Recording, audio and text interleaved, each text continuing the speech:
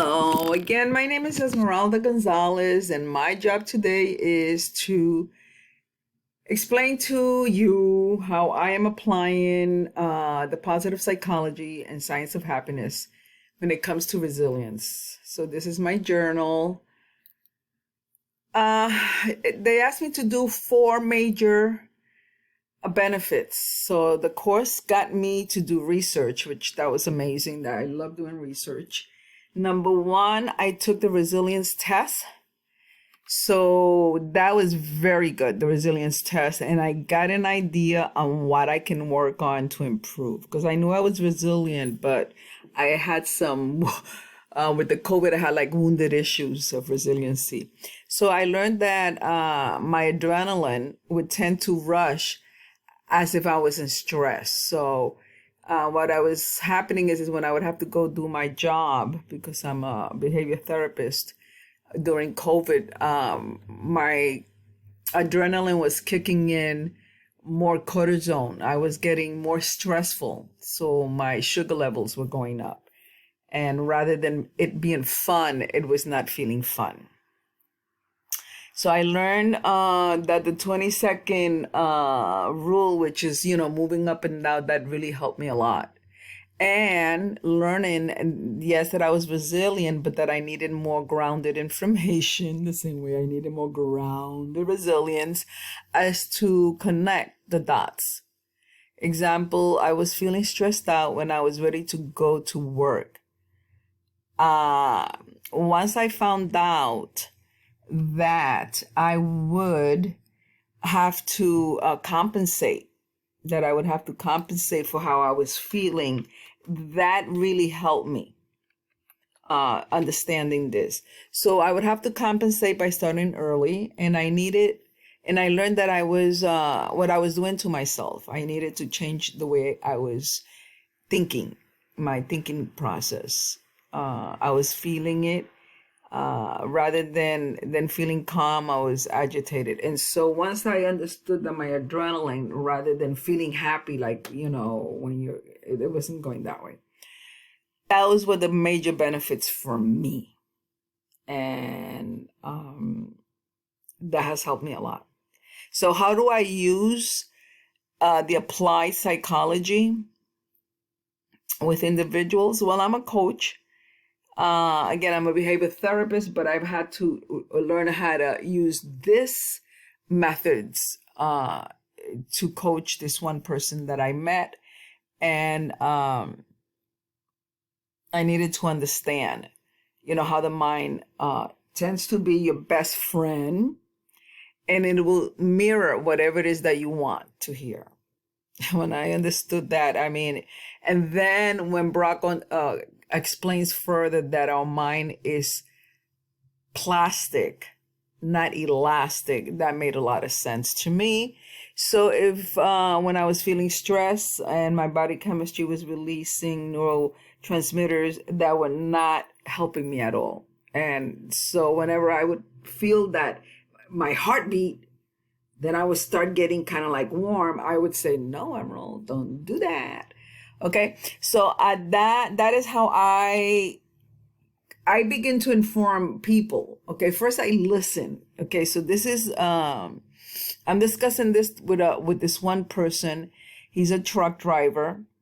He does cross country road, and he was also explaining to me some of what he goes through when it comes to his mind. Okay, so those are my benefits. I learned how to work with my adrenaline and know how to switch my thoughts so that I'm not feeling stressed.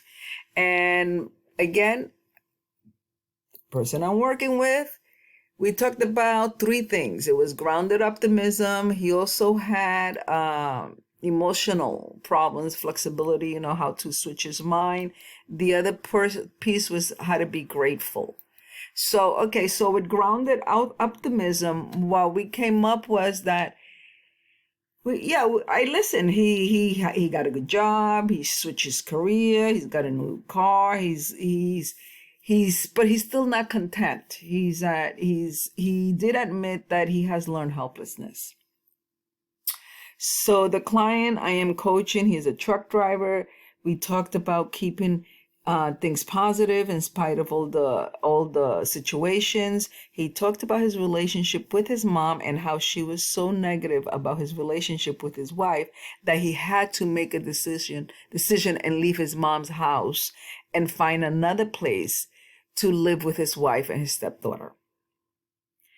That was a big decision for him because he has always lived with his mom and he was also helping her with the rent. But he had to break apart with his mom, and that was like an emotional piece. He has a good job, so I try keeping him in the grounded part.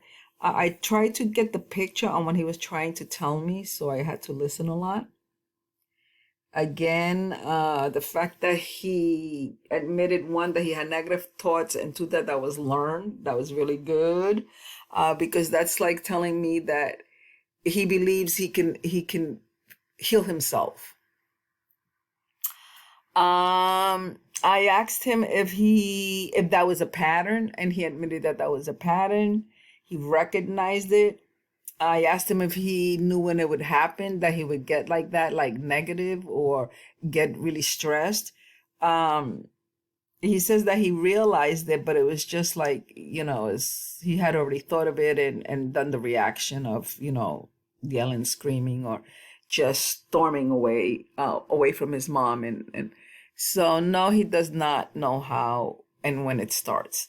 So we continued talking and listening. Oh, I listened. He talked.